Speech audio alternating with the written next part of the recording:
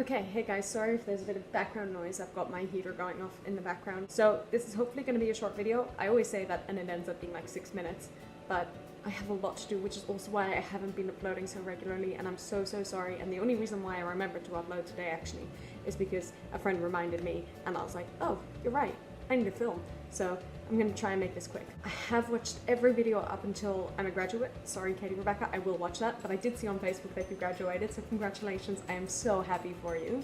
I will watch that video. I'm going to say after Monday, because Monday I have my last like kind of big exam.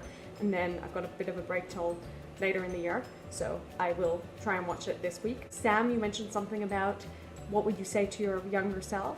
Or like what kind of role model would you be? I actually was thinking about it, and I'm gonna be honest, I don't think there's anything I would say. I'm pretty happy, I guess, with how I am now and how I turned out, and like, yes, there's been a lot of bumps along the way, but I kind of do feel like everything ended up working out for the better.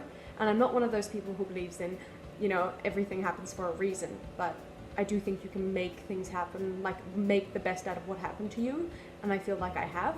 So at this point in time, at least, I don't feel like there's anything I would say to change. Like, yes, I was much more shy and quiet than I am now, like as in back a few years ago, but you know, that was all part of the journey kind of to get here. So I'm pretty happy with how I turned out, and I don't think I would change anything for my younger self.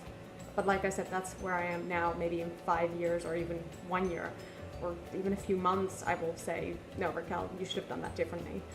But for now, I'm happy, and you know, that's good, I guess. Then Sam, well, first of all, Sam and Katie, Rebecca, you both have a job. You're both pretty happy, it seems, at your job, so that's pretty good, and I'm very happy for you guys.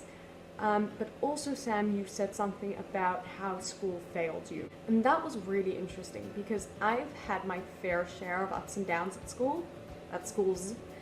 I would say when I first moved here, the school was great, but then I moved schools because the people weren't so great. So and when I moved schools, I was able to move up a grade. So my parents were like, "You're moving," and the new school that I went to, I was there for 2 years. I hated it after the first few months. I say that, but it was more like the first 7 months or so. And I knew I didn't want to continue it, but I was going into high school, I think. And they said, you gotta stick it out for 1 more year, see how high school is. And it was worse.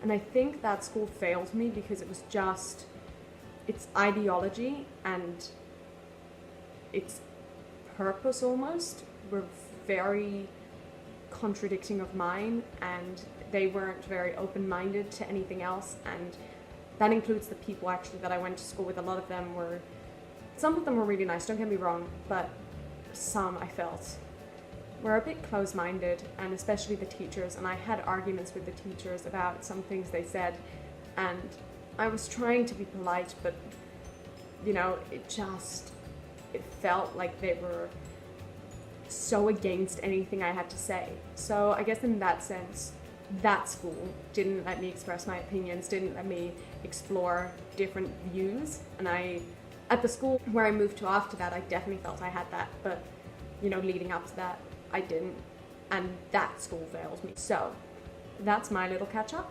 and I will see you guys hopefully next week, but I can't guarantee anything, I'm sorry. Okay, bye.